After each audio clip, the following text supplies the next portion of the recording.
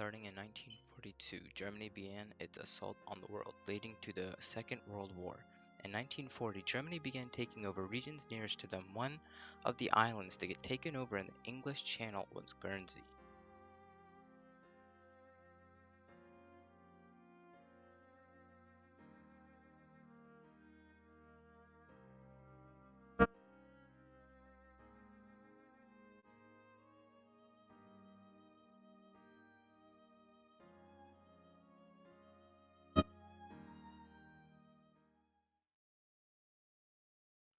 Something that was prevalent and widespread throughout German-occupied territories was their use of propaganda through newspaper, radio, and posters. Specifically in Guernsey, we can see this quite prevalently in their newspapers articles written by the Star.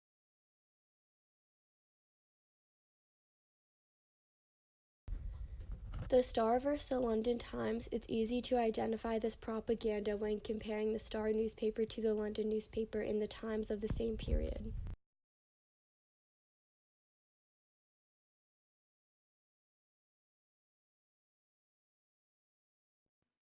Propaganda has been a widely used tool throughout history to spread information in a biased manner that promotes a country's political point of view, especially apparent during World War II, in which all sides of the war were primarily using it to give morale to the troops as well as the people at home.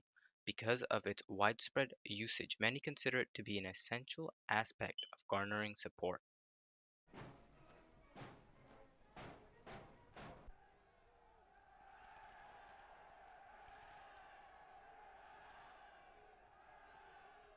Es ist das Unglück der Menschheit, dass ihre Führungen nur zu oft vergessen, dass die letzte Stärke überhaupt nicht in den Divisionen und Regimentern und nicht in den Kanonen und Tanks liegt, sondern dass die größte Stärke für jede Führung im Volke selbst liegt, in der Einmütigkeit eines Volkes, in der inneren Geschlossenheit eines Volkes, im idealistischen Glauben eines Volkes.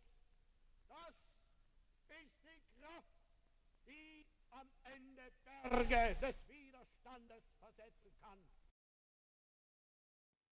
An important aspect of this propaganda was that it was realistic, authentic, and believable. This was achieved through propaganda companies which were set up in 1938 by Joseph Goebbels and German military. These groups put themselves in danger in order to help capture images and first-hand accounts of war to include in propaganda. Newsreels were created using images and video retrieved by the propaganda company. Auf dem Front setzt sich an die Spitze der Nachschubkolonne.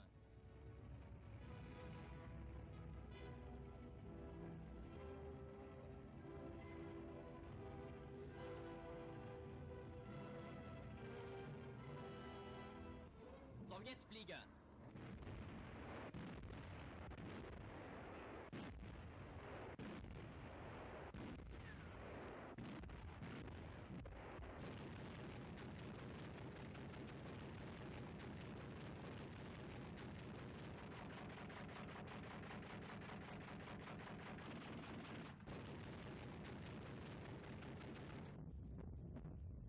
Looking at the people of Guernsey and how they were dealing with the occupation, we can also take a look at how Germany was effectively treating the locals after takeover.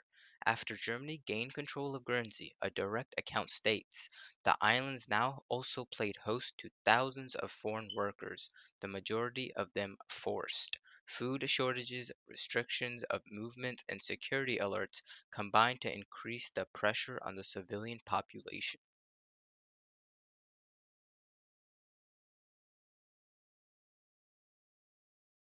To further understand the conditions in which the citizens of Guernsey lived, we can look at the nurses in Guernsey that were forced to work under harsh conditions and with scarce supplies. Most of the nurses working in the hospital were underqualified and had no medical background. When nurses noticed that a stock of macaroni was becoming infested with maggots and asked whether this should be used, the committee decided that it should be used to avoid wastage. On August 18th, the London Times reported that Germany tried to invade the Kalmykia Desert, but the Germans have failed their attempts to cross the lower Cuban River. On August 18th, the London Times reported that on Sunday night, one German R-boat was sunk and the other 3 were seriously damaged by our light coastal forces in the Straits of Dover on Sunday night. On August 18th, the London Times reported that Germany is a threat to the Dutch. The Netherlands warned Germany to stop killing innocent Dutch people. German troops are progressing further in the successful attack. When talking about the attack in Dover, the Star says, enemy operations of embarkation and retreat by sea have been attacked from the air with good success. And German submarines in the Arctic Ocean in coastal waters off North and Central America, west of Africa, and in the Atlantic sank 19 enemy merchant ships with a total of 105,772 gross registered tons, as well as 2 transport schooners. On August 11th, the London Times reported that Britain claims heavy German losses by the Soviets, with 60 German tanks damaged or destroyed.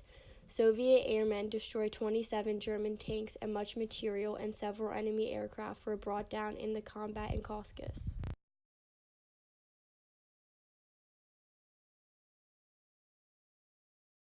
In Guernsey, the Star does not address this and instead states extraordinary marching and fierce fighting in tropical heat. Only German successes are highlighted. The town of Maikop, the center of the important oil area on the northern border of the Caucasus, was taken by storm by German mobile forces.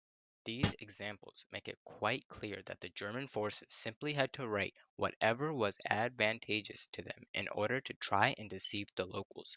Eventually, however, their reign inevitably came to an end. Occupied by the Huns was an accomplished fact.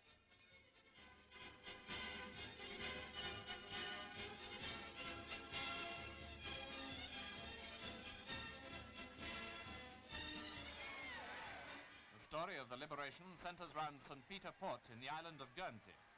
Here, one early scene was the German Guard leaving the historic 12th century Castle Cornet and being relieved of its duties by the British. Some may think there was too much military punctilio about this event. However that may be, the Huns were on their way out. There's Vice Admiral Hofmeyer being removed. He looks pretty browned off, but being a Hun, he apparently still thinks he's got the right of way.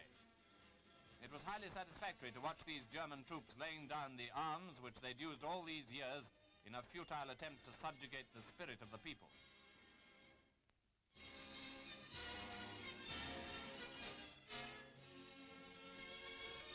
Better still was the royal proclamation restoring liberty to the Channel Islands, which was read by Brigadier Snow.